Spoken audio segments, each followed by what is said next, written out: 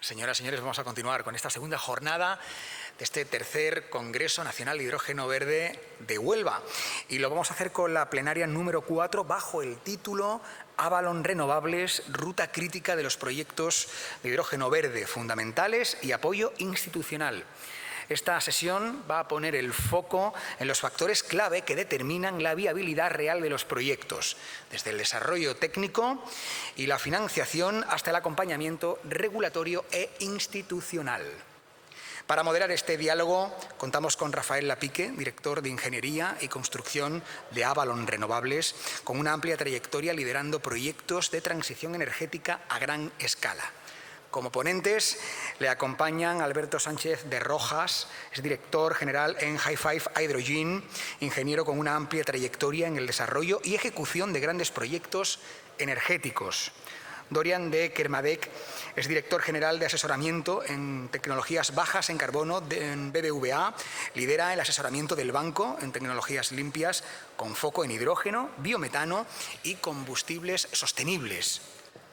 Alan Ripa es CEO de Acciona Plug, cuenta con una extensa trayectoria internacional en energías renovables, incluyendo la dirección de proyectos en Sudáfrica y supervisión ejecutiva global.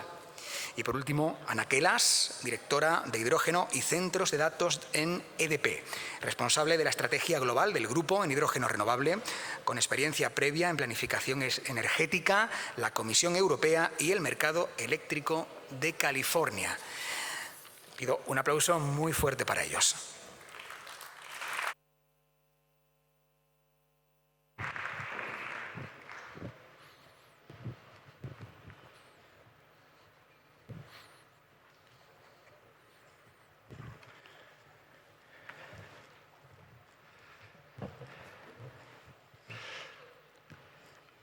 Buenos días. Creo que estamos empezando un poquitín de retraso. Vamos a intentar, no digo recuperar, pero por lo menos no colaborar a ampliar el retraso. En una de las conversaciones que tuvimos estos días previos para preparar esta mesa, decíamos que este es el tercer año del Congreso del Hidrógeno en Huelva. Estamos en el segundo día del Congreso. A ver cómo somos capaces de hablar de ciertos aspectos que no se haya hablado mucho de ellos y que despierten el interés de la audiencia, ¿no? A ver si lo conseguimos. Me gustaría hacer una pequeña introducción. Cuando empezó todo esto del hidrógeno verde, la idea clara era, esto es un vector energético para la descarbonización. Luego encontramos un nombre mejor, que era para la transición energética, nos gustó más. Dijimos, esto es, ahí estamos en esto. Pero los movimientos geopolíticos que sucedieron desde hace varios años, menciono solo unos pocos. La dificultad para subir el gas desde Argelia, conflictos bélicos, sobre todo el de la guerra de Ucrania, que nos ha devuelto a un escenario geopolítico que hacía más de 100 años que no ocurría, una guerra dentro de Europa en el que un país invade a otro país y entonces volvemos a conceptos que hacía más de un siglo que no debatíamos.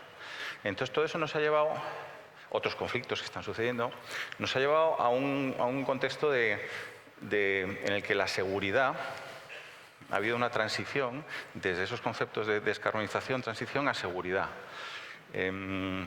La seguridad en muchos sentidos, no viene al caso en este Congreso, pero incluso desde el punto de vista de defensa ha cambiado mucho. Toda Europa está gastando más del doble de lo que venía gastando y tienen dificultades de ver cómo van a gastar ese dinero. Qué buena situación, ¿eh? Tener mucho dinero y no saber cómo gastarlo. Seguridad en tecnología. Queremos desarrollar muchos data centers porque el que no tenga esos data centers se va a quedar fuera de esa guerra. Y la seguridad energética, que es lo que nos ocupa a nosotros. Autonomía energética es un concepto muy importante y yo creo que hemos ido transicionando sobre todo hacia eso. Europa necesita esa autonomía energética. Ayer decía nuestro CEO en el discurso inaugural, quien domine la energía, pues dominará el proceso. Es importantísimo tener ese control y con esa perspectiva Europa está desarrollándose. Estos temas luego los rescataremos a lo largo de las cuestiones que vamos a hablar, algunos de estos puntos. Me gustaría empezar haciendo una pregunta a Ana. En ese contexto de transición hacia la seguridad energética, hace 3-4 años había un montón de proyectos de hidrógeno verde. Y al día de hoy muchos de ellos se han retrasado e incluso han colapsado. Los que quedan ahora parece que son más maduras, pero yo creo que debemos tener algunas lecciones aprendidas y cuestiones que debemos tener claro que deben cambiar para que estos proyectos que quedan sean exitosos. Muy bien, gracias. Buenos días a todos. Gracias una vez más por la invitación para estar aquí. Buenos días a todos. No sé si me oís. Sí, ahora. Creo que sí. Entonces, cuando me preguntas de lecciones aprendidas, pues de verdad que se pasa aquí con el... Quizás necesito cambiar el micro, ¿no? Que no... Sí, ahora sí, ¿se está oyendo? Sí.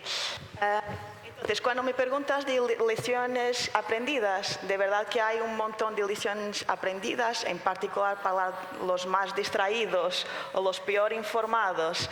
Desde el principio seguro que aprendieron un montón en estos 3-4 años con respecto a los verdaderos costes, con respecto a cuán difícil es conseguir los permisos ambientales, cuán difícil es conseguir las conexiones a la red, las subvenciones, todo esto seguro que ha sido un montón de aprendizado en los pasados 3-4 años. Y las consecuencias son las que dices, algunos proyectos pues, que no, de verdad no eran tan no sé si... Quizás haya que... Un micro de mano que para... Quizás sea mejor, aunque sea parar unos segundos para arreglar el problema, pues si no va a ser incómodo. Si no te importa, Ana, mientras solucionamos el asunto esto, para que no quedamos parados, yo tenía intención de hacerle a Alan la misma pregunta porque sospechaba que iba a ser complementaria. Entonces, si te parece, Alan, ¿cómo ves tú? ¿Cuáles son las lecciones aprendidas que podemos sacar para que estos proyectos que ahora están encima de la mesa sean exitosos? Bueno, lo primero, muchas gracias por invitarme a participar aquí. No era mi intención solo para Ana, así que no he sido yo el que... De hecho, decías que querías hablar antes que Ana y has conseguido a través del fallo del micrófono. Bueno, dicho lo cual, nosotros... O sea, yo creo que para mí una lección importante, y siempre lo digo desde mi experiencia, que no tiene por qué ser la de los demás, es cuando todo esto comenzó, bueno, pues había... los expertos hablaban de que se podía producir el hidrógeno a 2-3 euros el kilo y, por tanto, el hidrógeno verde se iba a vender todo el hidrógeno posible y que se iban a pagar pues, por mucho más que eso, ¿no? Yo creo que al principio, por lo tanto, nosotros empezamos a hacer los números partiendo de dónde podíamos producir al menor coste posible, ¿vale? Y perdimos un poco la perspectiva de que realmente quizá había que empezar del otro sitio, es decir, ¿cuánto está realmente la demanda dispuesta a pagar? Y a partir de ahí yo voy hacia atrás y veo si puedo conseguir ese precio que me pide, ¿no? O sea, lo primero quizás haber empezado desde la demanda y no desde dónde puedo yo producir al menor coste posible. Después yo creo que hay que ser, o nos ha pasado a nosotros, muy rigurosos en los cálculos. Es decir, los costes de la energía, ahí hay mucho que ver, ¿no? Y espero poder hablar un poquito de eso después. Los CAPES de los proyectos, se hablaba de costes de producción, pero luego hay que transportar ese hidrógeno, hay que dispensarlo quizá en algunas aplicaciones, y eso no se estaba teniendo en cuenta, ¿no? Obviamente también ha habido movimientos macro como, bueno, pues han aumentado los tipos de interés en algún momento, el coste de capital se ha incrementado, etcétera, que también han hecho cambiar esas variables, ¿no? Con lo cual, ser rigurosos en los cálculos, ser realistas en los objetivos, pero me refiero a los objetivos tanto de un proyecto como a nivel global. Pasamos de tener un PNIEC de 4 gigavatios a 12 gigavatios de electrólisis a 2030, y para eso, si tú quieres cumplir con la adicionalidad, tienes que tener un ratio de 1 a 2 megas, 1 mega de electrólisis, 2 megas de renovable nueva. Eso supone 24 gigavatios de renovables nuevas a 2030. Eso es imposible conseguir en 4 años. Entre solar y eólica actualmente, no sé si son 30 gigavatios, 35 o 38 los que tenemos en el sistema, y eso se ha conseguido en 35 años. ¿Queremos conseguir 24 nuevos en 4? Seamos rigurosos, ¿no?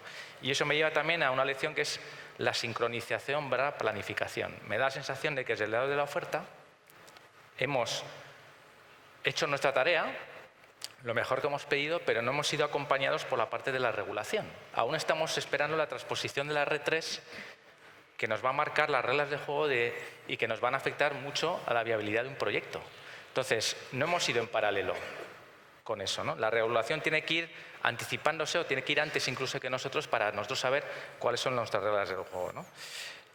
Hay un dilema, claro. ¿Queremos que salgan proyectos o queremos los mejores proyectos? Yo creo que en un estado actual de la industria lo que necesitamos es empezar. No podemos correr sin antes aprender a andar, ¿no? Y ahí me refiero un poco también a cómo están diseñadas las ayudas, con un criterio de competencia competitiva o competencia, por ejemplo, con el Banco Europeo de Hidrógeno. Quizá ese no sea el criterio que necesitamos actualmente. Hay proyectos que están listos para construir, listos, que no dependen más que de resolver ese gap que existe entre el coste de producción y lo que su demanda está dispuesta a pagar, que como no han conseguido la subvención necesaria porque hay que competir, están parados. Mientras que hay un montón de dinero bloqueado en otros proyectos que son enormes, pero no tienen la conexión, necesitan un tubo que tiene que ser construido, no tienen claro cómo van a resolver la parte del suministro energético, etcétera, etcétera, ¿no? Por lo cual, ahí hay un dilema. ¿Queremos que ocurran proyectos o que perseguimos la perfección desde el inicio? Igual lo mejor es enemigo de lo bueno, ¿no? Y por último, y por no extenderme, creo que, bueno, pues, al fondo eso es lo que decía. Creo que hay que plantearnos modificar alguna parte de cómo son las ayudas, ¿no? Eso es un poco las lecciones que yo tenía. Gracias. Muchas gracias, Alan. Volvemos con tu turno, Ana. Sí, muy bien. Entonces, después de esto que comentaba Alan, pues creo que para no repetir, me voy a enfocar en la demanda y concretar un poquito más cómo vemos esto de la demanda.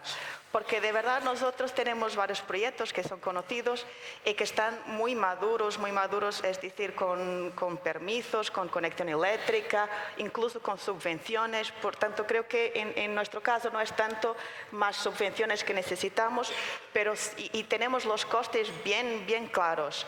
Lo que verdaderamente nos falta, y hace poco tiempo rechazamos una ayuda de 170 millones de euros para un proyecto nuestro que está maduro. ¿Y esto por qué? Porque nos falta visibilidad firme de demanda, firmeza de demanda. Y entonces, ¿cómo conseguimos esto? Y cuando nos apuntamos a las subvenciones, pues esperábamos que unos meses después, a la hora de las aceptar, ya teníamos más clara la demanda. Esto está tardando la transposición de la Directiva de Renovables. Hoy tenemos un segundo draft que estuve en consulta y este segundo draft, ¿cómo lo vemos? Pues lo vemos que la demanda que está ahí con este target de transportes, esto hicimos unas cuentas internamente y esto nos podría equivaler a una producción de hidrógeno equivalente a algo como 2,3, 2,4 gigavatios de hidrógeno de electrólisis en 2030. Esto si no hubiera flexibilidad de cumplir los targets. Pero en este último draft hay mecanismos de flexibilidad importantes y que al extremo te pueden comer mitad del target. Es decir, que al extremo el target te puede estar en 1,2, 1,3 en 2030. Entonces nosotros creemos que de verdad estos objetivos son shy, como se dice, son tímidos. Son tímidos face a la realidad de proyectos que hay on the ground. En el terreno tenemos, y si miramos, por ejemplo, solo los proyectos que consiguieron la subvención de vales, estos son más de 2 gigas. Si a esto sumamos los IP6, los proyectos que tiene PERTES y cadena de valor, todo esto que son proyectos con subvenciones maduros y con compromisos de entrega hasta 2030, nos estamos en 4 gigas. ¿Okay? Incluso que descuentes hay algunos que son más unos outliers que no te fías que van a estar listos hasta 2030, hay margen para que los targets puedan ser un poquito más ambiciosos. Esto es un tema, pero el tema de los mecanismos de flexibilidad, esto de contar con los biocarburantes, el biogás, los hipocarbónicos, pues todo esto creo que de verdad es contraproducente para los RFNBOs, contraproducente para perpetuar nuestra dependencia de importaciones, de las materias primas para los biocarburantes, de riesgo de precio también, porque con RFNBOs es como las renovables, es un seguro de precio, todo esto es costes fijos. Y además de todos los impactos que tienen en la economía, macroeconomía. Entonces, bottom line, nosotros creemos que el target y los mecanismos de flexibilidad introducen incertidumbres y que podríamos ser más firmes y más ambiciosos en el target. Este es un tema. Después, para tomar decisiones de inversiones, contamos con algunas recetas y una receta muy importante que estamos contando es quizás la posibilidad de venta de los certificados de RFNBOs cuando producimos hidrógeno para un consumidor industrial que no es un sujeto objeto de obligaciones que es como tenemos en los transportes. Pero esta receta que creemos puede ser muy importante y significativa para cambiar el business case. Si no hay seguridad jurídica en ella, y hoy como tenemos el draft del Real Decreto, no hay seguridad jurídica en esta certificación y no hay cómo manejar este riesgo, yo no tengo cómo hacer hedging de este riesgo, esto pues es muy frágil y para una compañía como nosotros que solemos ser risk averse, no vamos a tomar una decisión de inversión con una seguridad tan frágil alrededor de este tipo de recetas. Entonces creo que es importante de verdad concretar. Lo que falta concretar es transponer la directiva y después pues seguir con todo el normativo de detalle de cómo los requisitos de certificación, las sanciones por no cumplir, todo esto para que verdaderamente completemos el puzzle de la demanda. Estupendo, muchas gracias, Ana. Pues yo creo que entre los dos, entre Alan y Ana, habéis completado una buena perspectiva de cuáles son las lecciones aprendidas y os habéis complementado. ¿Hay ese punto, Ana, de esa posible venta de derechos RFNBO a aquellos clientes que no necesitan y por tanto no les interesa pagar ese premium? Lo voy a rescatar luego más tarde en una pregunta que le quería hacer a Alberto, o sea que volveremos a ese punto. Muchas gracias.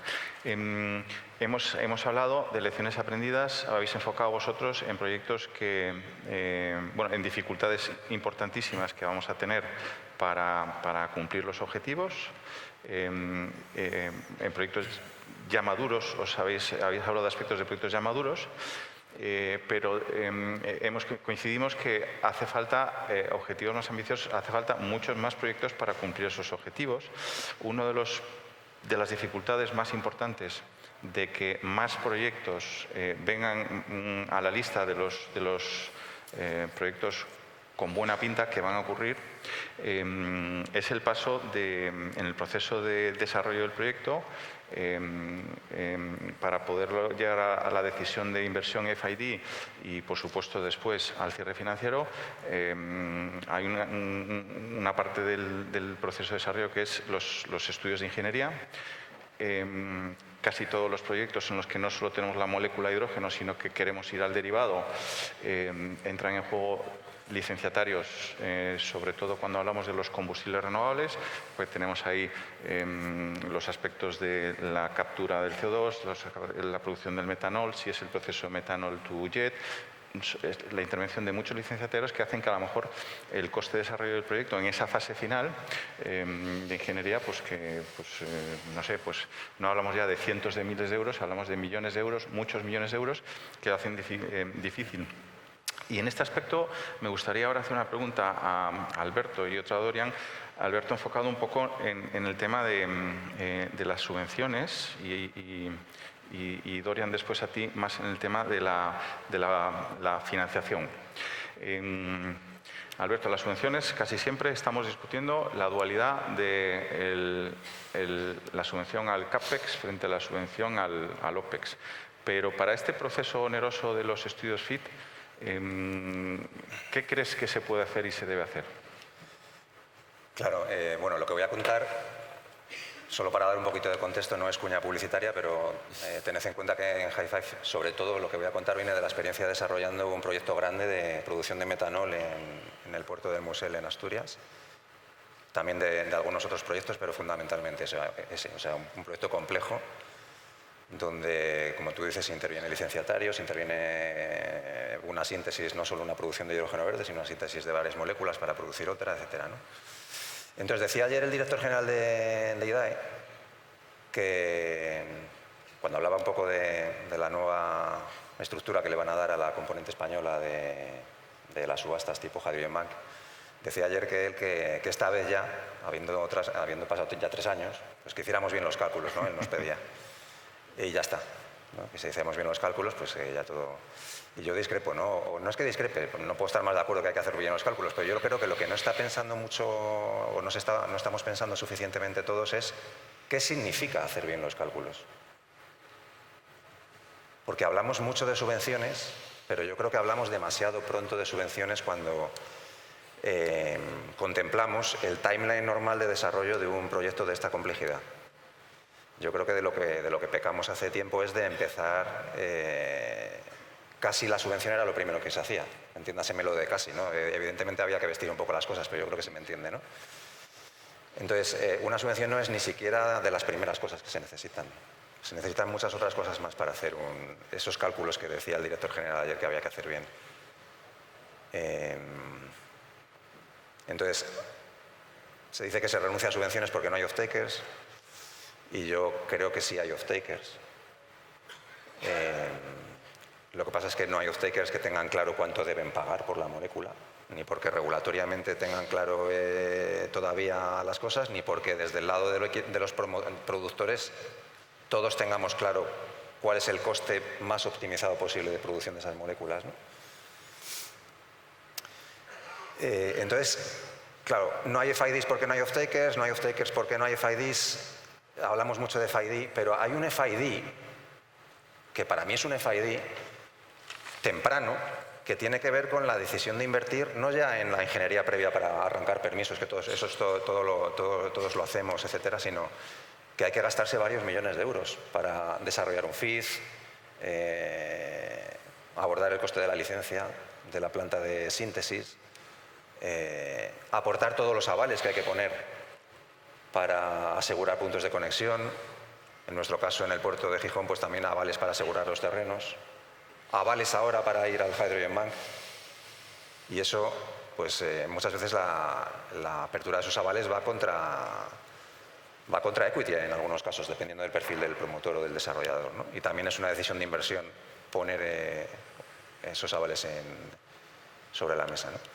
Entonces, yo creo que está bien hablar de subvenciones a OPEX y a CAPEX, pero eso tiene que venir cuando los proyectos estén en ese punto. Y yo echo de menos que haya más apoyo de subvenciones o apoyo público a la fase previa, para que podamos tener un catálogo de proyectos realmente listos para abastecer la demanda cuando esa demanda esté. Y que cuando la demanda esté, no tardemos otro año y medio más en tomar los FIDs, sino que se tomen inmediatamente, porque ya has llevado ahí los proyectos.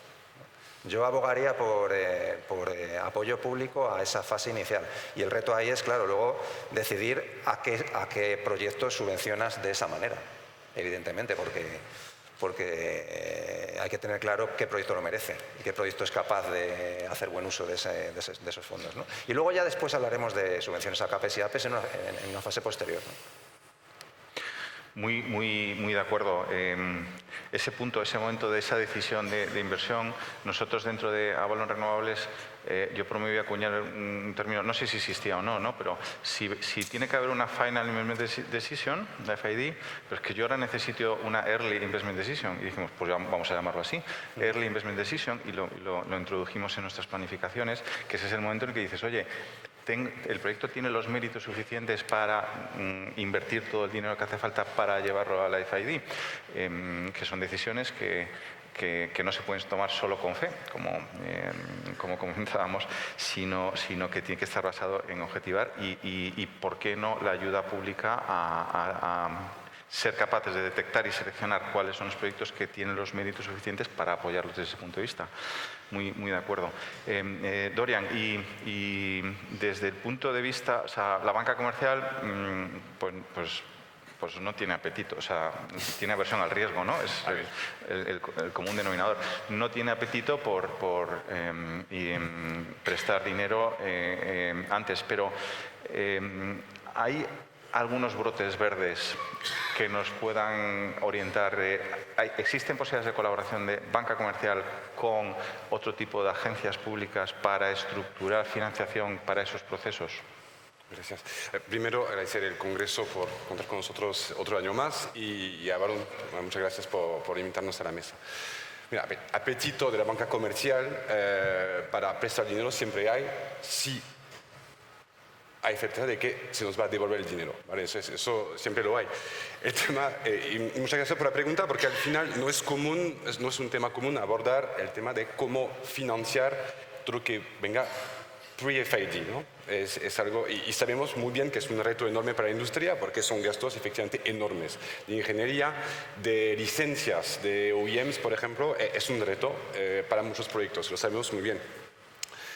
Pero hay que entender que desde un punto de vista que es el que se mira a esos proyectos muchas veces, que es el Project Finance, eso no cabe, ¿no? El Project Finance tiene sentido cuando el Project Finance significa que el repago de la deuda se sustenta en los flujos de caja de proyecto, ¿no? Y eso va con contratos firmados, tanto a nivel off-take como a nivel suministro eléctrico, y eso tiene que existir para que haya Project Finance. Entonces, desde la perspectiva de Project Finance, es imposible financiar unos gastos pre-FID cuando no hay contratos y cuando se trata de desarrollo. Y eso lo tenemos muy claro. Otra forma es efectivamente tener garantías, ¿no? Garantías corporativas en proyectos hechos por grupos grandes, como EDP, o proyectos con socios con capacidad de garantizar una deuda en esta fase de proyecto. Yo creo que sí que se puede imaginar. Pero sí, en general, efectivamente es muy difícil imaginar que desde la banca comercial financiemos esta parte con deuda, esta parte de desarrollo del proyecto. Eso sí, pues lo que adelantaste un poquito, llegan milagros, ¿no? Hemos escuchado, ¿no? Alberto, lo comentamos ayer, que algo nuevo, algo bastante creativo ha pasado el año pasado en Francia, ¿vale? Donde, según lo que sabemos, un proyecto de metanol grande ha conseguido, para financiar esta fase de desarrollo y pagar todos estos gastos pre-FID, insisto, enormes, que pues un instrumento de deuda en el que participan varios bancos, ¿no? Privados, comerciales, pero con una garantía de la agencia de crédito de exportación francesa, Bpifrance, ¿vale? O sea, la ECA nacional. Eso es muy interesante y muy nuevo, ¿no? Primero porque una ECA financia, digamos, o garantiza una transacción en su suelo nacional y no realmente para exportar, eso es bastante nuevo. Y también porque se lanza a garantizar una deuda bancaria para un proyecto pre-FID antes de construcción, para apoyar este desarrollo conscientes de efectivamente que son como lo que comentamos, un pre-capex, ¿no? que es enorme y que hay que financiar para llegar. Y eso, pues, la pregunta ahora es si lo que pasó en Francia es replicable en España, ¿vale? Eso es una pregunta buena. Yo creo que CESE, la ECA española, ya está al tanto, ya se ha informado de que esto se hizo en Francia, a ver si lo pueden replicar.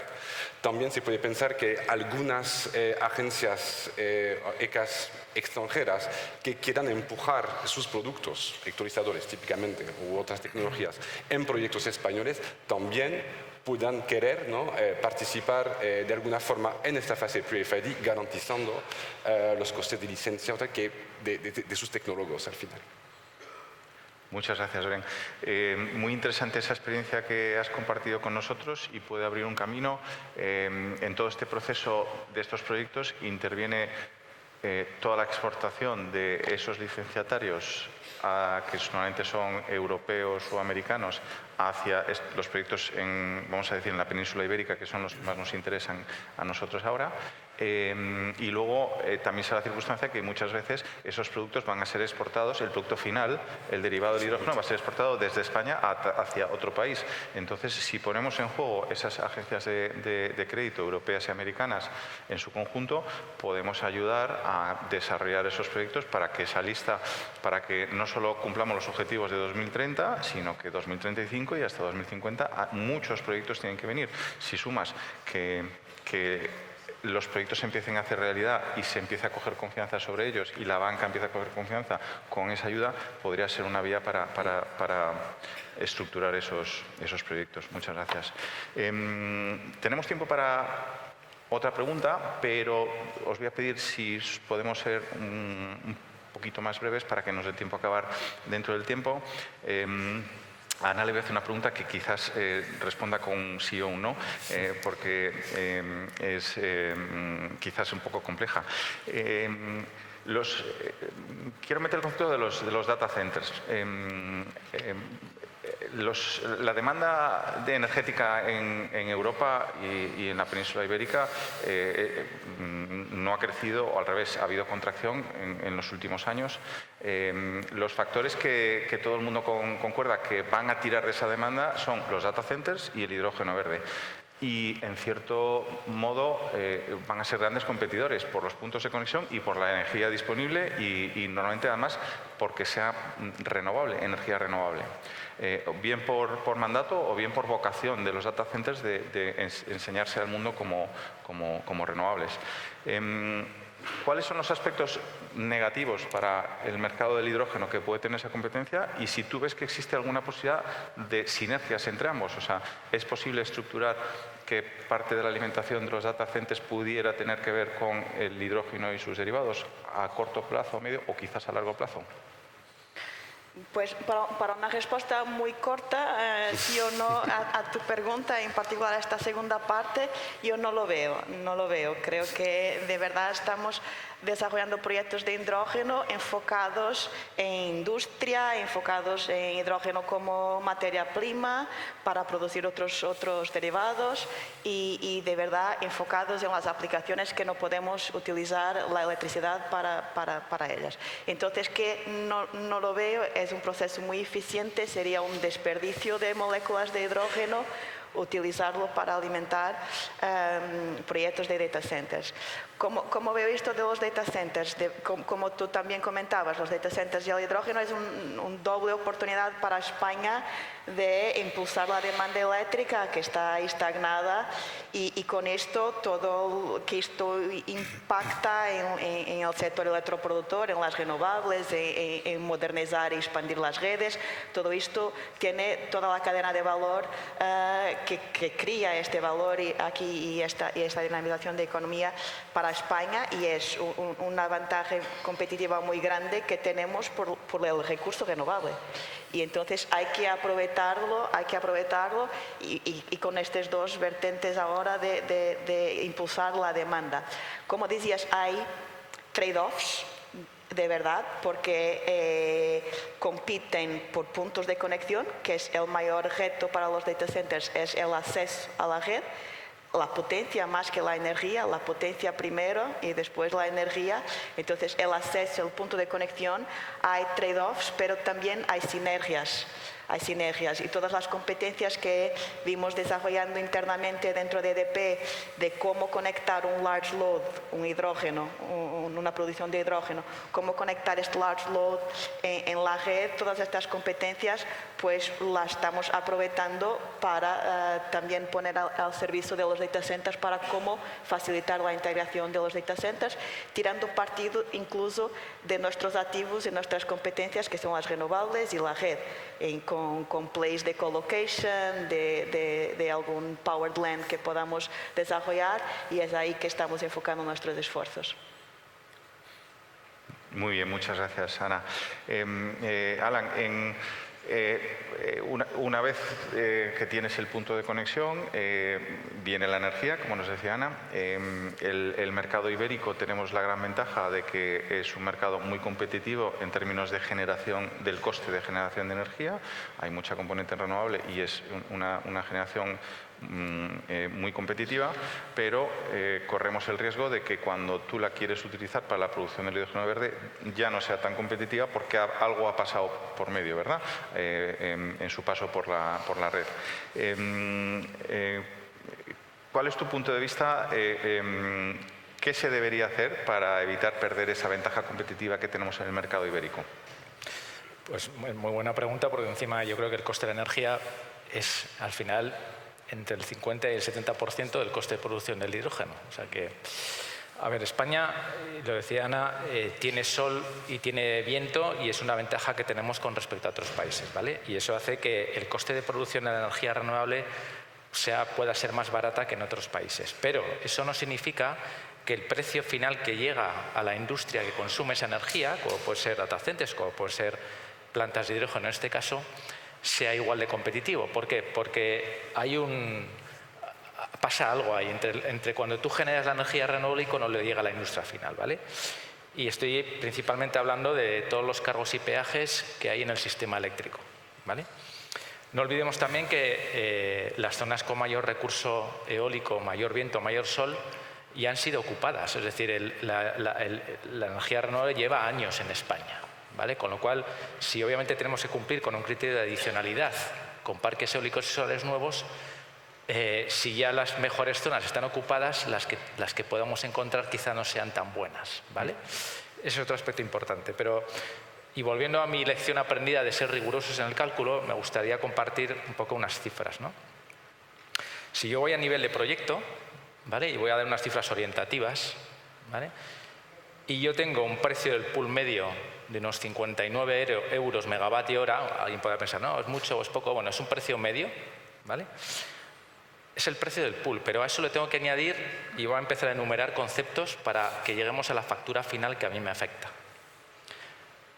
Precio del pool, 59. Restricciones y servicios de ajuste. Ha pasado de 4 o 5 euros megavatio, ahora mismo están en 18, 19, 20. Esos son 15 euros megavatio más que lo que teníamos hace un año, 6 meses. 15 euros megavatio más me suponen 0,809 euros por kilo más de coste, ¿vale? Segundo, peajes del término de potencia. Estoy exento por ser planta de hidrógeno. Peajes del término de energía. También estoy exento. Fondo de eficiencia, 3 euros. Respuesta activa de la demanda, 1,2 euros. Garantías de origen, 1,2. Sobrecostes de desvíos, 0,7. Pagos por capacidad, no tengo. Retribución al operador del sistema, 0,2. Retribución al operador del mercado, 0,04. Y luego tengo que añadir el margen de la comercializadora y este impuesto que se acaba de incluir hace poco, ¿vale? Con lo cual paso de un coste de producción de energía de 59 euros megavatio hora a 94 euros megavatio hora si sumamos todos estos conceptos. 94 euros megavatio hora aplicado a una eficiencia media de un electrolizador que puede estar en 55 kilovatios hora para producir un kilo, más o menos. Eso me da 5,2 euros por kilo de coste de producción solamente por el concepto de energía, solamente. Luego tengo que incluir pues toda la inversión en eso, ¿vale? Entonces, la pregunta es, ¿realmente España es competitiva en precios de la energía o nos estamos autoengañando a nosotros mismos? Hay un artículo de un medio de comunicación conocido del año pasado, del año 2024, en la que reflejaba que la industria española afronta un problema de competitividad en los precios, que paga por la electricidad frente a otros países europeos, ¿vale? El consumo de la electricidad para una industria intensiva en España puede llegar a ser un 161% más caro que el coste de la energía en Francia y un 65% más que en Alemania. Y esto principalmente es por estos conceptos que yo he descrito, que son los cargos y ajustes del sistema, ¿vale? ¿Qué es lo que hay que hacer? Obviamente esto es una multiplicación. P, precio de la energía, por Q, cantidad de energía que consumes. Por la parte de la Q, lo único que se me ocurre es aquellos que fabrican electrolizadores que mejoren la eficiencia. Es decir, que si yo en vez de 55 kWh por kilo puedo bajarlo y producir a menos, necesitar menos, perfecto. Pero por otro lado, tiene que haber, no sé si llamar una exención, una bonificación o algo a estos otros cargos que hay, estos otros conceptos que hacen que yo esa competitividad que tengo por tener sol y viento la pierda. ¿Vale? Entonces, es importante, no sé cuánta gente que tiene proyectos ha incorporado ese aumento de 15 euros megavatio hora en el concepto de pagos por ajustes y balances del sistema, pero es un impacto muy importante. Quizás se puedo complementar porque creo que una forma distinta de ver lo mismo que... Una forma distinta de quizás de pensar lo mismo que estaba describiendo ahora mismo Alan, es que en nuestros proyectos, nuestras decisiones de inversiones, pues hay algunos costes y algunas recetas que consideramos que están seguras.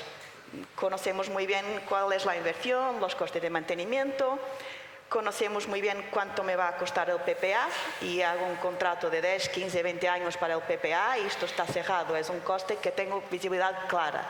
Y desde el lado de recetas, el HPA. El HPA, cuánto va a vender el hidrógeno, también tengo claro, pero después hay, tanto del lado de costes como del lado de recetas, unas líneas ahí en el Excel que no podemos contratar a largo plazo y que no puedo hacer edging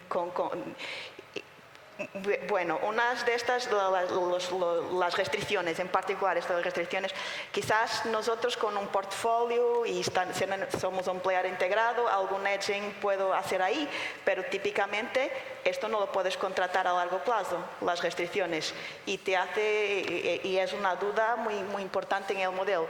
Y después cuando vas al lado de recetas, esto que hablábamos antes de cuánto vas a vender los certificados de RFNBOs, cómo van a ser los pagos de capacidad, por ejemplo. Los pagos de capacidad es otra potencial receta que no tienes visibilidad o seguridad de ella. Las compensaciones de CO2. Las compensaciones de CO2 tenemos una visibilidad, pero tampoco es seguro. Las licencias de CO2 también que puede ser gratis. Todo esto influye un montón en el business case y no hay cómo hacer de-risking. Nosotros no podemos hacer, pero hay mecanismos públicos y creo que es por ahí que estabas yendo, que deberían ser considerados algunas intenciones o algunas ayudas transitorias para más visibilidad de cómo podríamos mirar estas líneas en el Excel. Habéis abordado perfectamente las dos perspectivas. Una es no nos hagamos trampas al solitario, que el coste de generación, que el coste de consumo es mucho más alto de lo que decimos cuando miras al pool. Y la tecnología avanzará hasta el límite de lo que es la necesidad estequiométrica, digamos, de la producción de la molécula, pero más allá no hay recorrido, está claro. ¿Cómo? Es necesario bajar esos costes de red, es necesario, por un lado, es necesario un apoyo para que no solo no sean tan altos, sino que tenga control sobre cómo van a evolucionar durante el periodo del modelo financiero de mi proyecto, porque si no, no puedo hacer el de-risking. Hoy por hoy no se puede hacer hedging, quizás eso tiene que avanzar también para que eso se pueda asegurar, pero vamos, hay que reducir y asegurar los dos aspectos. Y todos los proyectos, nosotros desde Avalon Renovables, sabéis que buscamos que haya una buena proporción de energía dedicada a autoconsumo, pero siempre va a haber un mix de autoconsumo con energía de red. Y esa componente va a ser muy importante, va a pesar mucho y hay que ir por esa vía. Nos hemos entretenido un poquito en este punto, pero yo creo que era muy interesante. Yo le quería preguntar a Alberto y rescatar ese punto, una forma, o sea, los proyectos de hidrógeno verde derivados normalmente se estructuran, es muy sencillo, tú lo has dicho, ya tengo el coste del PPA, ya tengo el precio del HPA, enhorabuena, que ya lo tienes, pero es que para llegar a eso tú vas a tener un ingreso que es el revenue de la venta del producto terminado, es muy sencillo, un revenue principal. Eso a veces hace muy difícil con ese coste de energía que cases la oferta con la demanda en términos de precio. ¿Qué otros revenue streams se pueden buscar teniendo en cuenta que somos operadores en nuestros proyectos, que tenemos, mezclamos lo que es la energía renovable dedicada con la energía de red, con una tubería de gas que pasa cerca de nuestro site, con una tubería de hidrógeno en el que se puede inyectar o consumir hidrógeno? ¿Ves alguna forma de buscar ingresos adicionales que ayuden a estructurar los proyectos por esa vía? No solo ingresos, al final, que también, ahora comentamos, pero hay que conseguir que el valor que aportan los proyectos de hidrógeno y derivados de múltiples maneras al sistema, hay que conseguir que ese valor llegue al proyecto.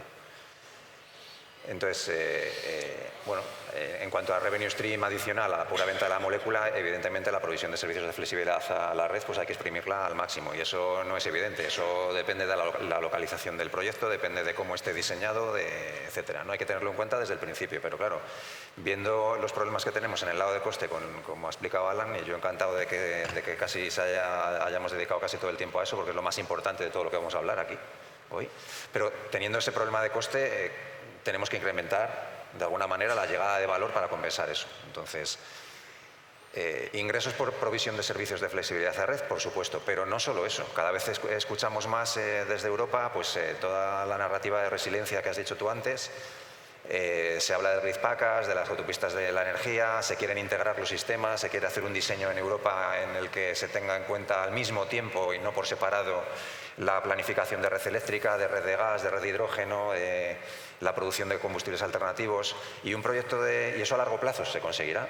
Pero yo creo que un proyecto de hidrógeno y derivados correctamente diseñado y ubicado a día de hoy puede acelerar esa integración. Si tú tienes una planta de hidrógeno y producción de metanol en un sitio en el que estás conectado a la red eléctrica, al tubo de gas, al tubo de hidrógeno, a una terminal de almacenamiento de combustibles, y en un momento dado puedes jugar con los modos de operación para consumir más o menos desde la red, inyectar más o menos en un sitio o en el otro, todo eso al final tiene un valor para el sistema y hace que el proyecto sea más estratégico. Y ese carácter estratégico hay que retribuirlo, y a veces no solo es un revenue stream vía provisión de servicios de flexibilidad a la red, a veces ese valor te llega porque como eres estratégico te eximen del pago de peajes, cargos o servicios de ajuste, por ejemplo. O diseñando un activo que ofrece estas opcionalidades, el inversor, no tanto el financiador, pero el inversor aprecia más valor y está dispuesto a asumir un retorno algo más bajo, que te permite ofrecer la molécula a un precio un poco menor también, ¿no? Entonces, todos estos conceptos ya un poco más sofisticados hay que exprimirlos al máximo. Muy bien, muchas gracias. Dorian, todos estos proyectos nos hemos venido enfocando estos años en la dificultad de alcanzar FID, y parecía que FID era el final del camino, y cuando FID está cerca dices, si no hemos hecho más que empezar, ¿verdad? ¿Cómo llegamos a cierre financiero? ¿Qué te gustaría apuntar a ti de aspectos que se deben tener en cuenta? ¿Nos podemos anticipar a las lecciones aprendidas diciendo qué deberíamos tener en cuenta para hacer más sencillo ese proceso? Pues no, un buen punto. A ver, cuando llegas a FID, si eres un grupo grande con la capacidad de financiar toda la construcción a pulmón, pues muy bien. Si quieres ir a los bancos a contemplar un project finance, efectivamente te queda camino para ir al financial close, ¿no? Ya estamos fuera de tiempo, para ir muy rápido. Es que, ¿cómo funciona esto en un banco? Hay que entenderlo. Al final, para un project finance, pues se entiende todo el proyecto, se modela, se mira muy de cerca, con el objetivo al final de convencer al comité de riesgo del banco, cuyo mandato es proteger el balance del banco de lo que puede invertir o ir por ahí a través de deuda, y que va a mirar el proyecto muy de cerca y con, digamos, un marco de riesgo muy cerrado, ¿no? Así que se trata de convencerlos. Para esto hay muchos instrumentos y la lista de cosas que hay por hacer no es infinita, pero es muy larga. Me voy a enfocar en dos cosas. La primera es el tema de las due diligence, ¿vale? Son fundamentales. No es porque un proyecto pinta bien, es bonito, tengo los contratos casi hechos, me parece que los ingenieros lo han hecho muy bien, que es suficiente. El comité de riesgo va a exigir ver unos informes independientes de unos asesores que efectivamente validen que se ha hecho bien a todos los niveles. Dos temas muy críticos que nosotros en BBVA hemos vivido de cerca cuando ayudamos a Basque Hydrogen, el proyecto en el puerto de Bilbao, a llegar a Financial Close, ¿no? Y que hemos llegado y que se ha firmado. La diligence técnica es un tema fundamental. ¿Por qué? Y ya lo comenté el año pasado en el mismo sitio, en el mismo lugar aquí, en ese escenario. La ingeniería que habrá hecho el trabajo, ¿no? de diseño para el proyecto, seguramente lo ha hecho muy bien, en muy buena fe. Pero el asesor técnico que va a validar este trabajo muchas veces va a tener sus propias opiniones, sus propias vistas sobre cómo hacer las cosas. Sobre todo en el sector de hidrógeno, que es muy incipiente, entonces cada uno tiene una opinión distinta sobre cómo hacer las cosas. En el caso de Basque Hydrogen ha sido tremendo el trabajo de solucionar las discrepancias entre el asesor técnico y la ingeniería. Y claro, es un trabajo que se tiene que hacer porque no se puede llevar al comité de riesgo del banco un informe de due diligence técnica con unos red flags. Es imposible, todo tiene que cuadrar. Así que ahí es algo tremendo. Otro tema de due diligence que es muy importante es el tema del suministro eléctrico. Aquí entramos en algo muy sofisticado, es decir que, bueno, si son paneles o molinos en conexión directa, a lo mejor se puede solucionar. Si entramos a través de PPAs que tienen que ser RFN biocompliant, pero hay flexibilidad posiblemente a través de la implementación de Red 3 para poner algo de low carbon electricity. A ver, todo esto así que es muy sofisticado y es muy importante, del mismo modo, ir al comité con un informe que valide que el suministro eléctrico cumple con la regulación y también va a poder hacer posible que se produzca una cantidad de hidrógeno, un número de horas que permita pues, cumplir con las cantidades contractuales en el lado del off-take, ¿no? Y eso es algo muy, muy complejo. Son cosas que son esenciales. Entonces, insisto, las due diligence es algo muy importante y es un trabajo que quizás hay que empezar antes de FID incluso. Involucrar a asesores. Esa asesoría durante la ingeniería para asegurar que luego va a funcionar con el LTA, el asesor técnico del lender. Segundo tema, para convencer al comité de riesgo de un banco comercial o también del BEI, por ejemplo, es el tema, volviendo a lo que decíamos antes, de las ECAs, las agencias de crédito.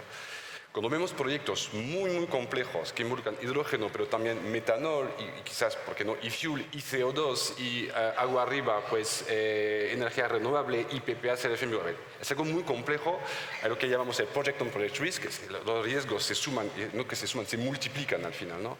Y eso para una industria muy nueva, para un comité de riesgo, es muy difícil creérselo y...